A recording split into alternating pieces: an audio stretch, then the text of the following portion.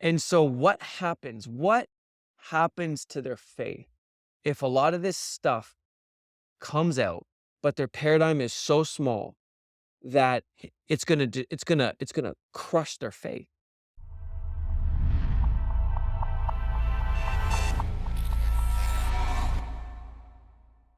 What's up, everybody? Welcome to the video. Now, if I'm honest, I'm the type of person that processes things internally. So I love reading about stuff. I love thinking about things, but sometimes I get so much in my head and it's very hard for me to get it out. And so I thought one of the ways that might help me is to just, when I'm in these moments, when I'm in these moods, press record on the camera and kind of verbally try to get out what's going on the inside. Now, the reason why I feel like I'm in this mood today is, and you can see from the title, you may be thinking angel technology, like what is going on with this? Well, I posted a video on Instagram and it honestly did not do well at all. Probably one of my worst performing pieces of content that I've done in a long time. But I happened to just go through some of the comments and, I'm used to getting a lot of negative comments or comments that are critical of whatever I made the video about. That's fine. That's normal. Used to that. But on this video, I basically, the premise of the video was I was just asking some questions. And again, Instagram is only, you can have a minute. So it's not like you can't do a lot of teaching on Instagram. And so I was thinking about angels and I was asking the questions like, why do angels carry swords? If you think about it, angels, they are supernatural beings, beings that live in the unseen realm. They have incredible intelligence, power, strength, abilities. Think of the Marvel comic heroes. Like that's kind of how I view beings in the unseen realm, superhuman. And so I was asking the question, like, why do they have to carry a sword? Like, how does a piece of steel hurt a being that is so far beyond human beings? And then I was processing, like, how would an how do angels fight? Like, how does one super powerful being fight another super powerful being? And if they both have swords, do they stab each other? Like, how do you stab a being that's, I don't know, spiritual? And so that was basically the video. And oh, and then at the end of the video, I just said, maybe angels, we perceive them as having swords, but actually it's a different piece of technology that we would just interpret as a sword, but it's not. And that's how I left it. Now, again, when I do videos and put up content, a lot of times I do things just to get people talking, to start conversations, or to get people thinking, or to push them to actually, you know, do their own study on particular subjects. So that was my reasoning for the video. But I was going through the comments and there was a lot of comments very critical for even thinking these thoughts, even asking these questions was ridiculous. And then someone even went as far as to let me know that they're unfollowing me because of this particular video and basically saying you need to change your name from tattooed preacher because you clearly don't know how to read the Bible and that they're unfollowing me. Now, I get hundreds of unfollows every month. I mean, on social media, that's just the nature of the game. I've had a number of videos that have gone viral. So when you're reaching a lot of people, there's just a massive fluctuation of people following you and unfollowing you. That's normal. And I've had lots of people send me DMs or, on different videos, let me know they're unfollowing me. I don't agree with you. I think you're up to lunch. I think you're crazy, blah, blah, blah, blah, blah. That's fine. But there was something about this comment that struck me on the inside that caused me to then think about or caused me to want to actually do this video.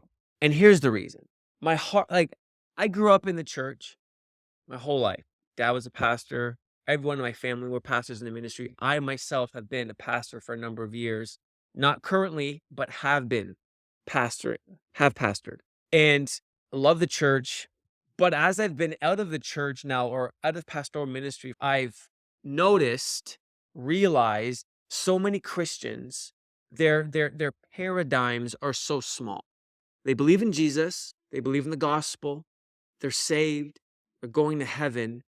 They hold to the traditional, foundational, doctrinal stuff, which is great.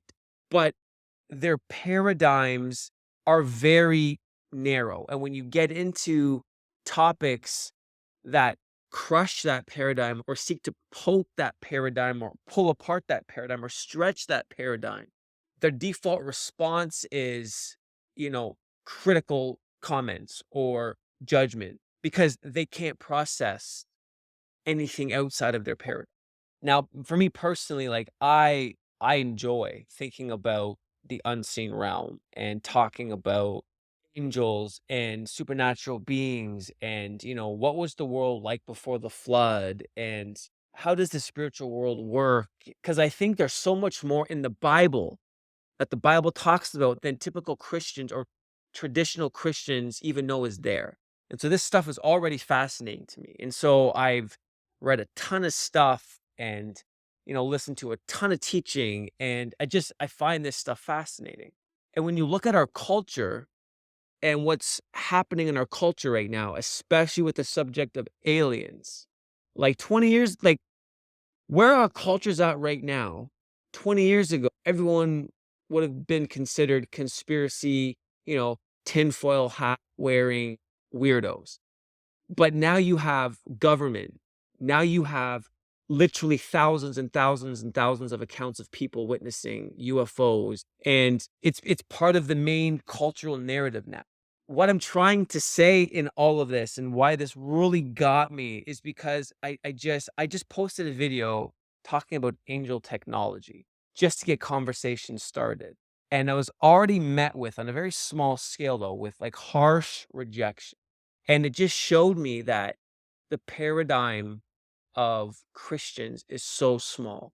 And when we look at what's happening with culture and especially again with aliens, what are Christians going to think? How are they going to be able to process this information?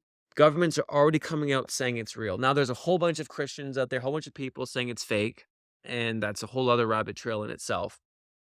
But what if it's not? The Bible is filled with stuff, filled with beings, filled with things that the average Christian doesn't even know is there. And so what happens? What happens to their faith if a lot of this stuff comes out, but their paradigm is so small that it's gonna crush their faith? And so I feel like right now in my life, I'm in this weird place. I grew up in the church, but I've also spent the last 2 years kind of studying and looking at and researching and learning about fringe topics, at least how traditional Christians would think. Topics that you're not going to hear in church. And I'm kind of caught in the middle because I'm like, I don't know what to do sometimes because I feel a pull kind of the both sides. And because I'm trying to figure out a way to be a bridge to both worlds. Because comments like I got today, dude, you don't know the Bible. You need to change your name from preacher, man. You're out to lunch.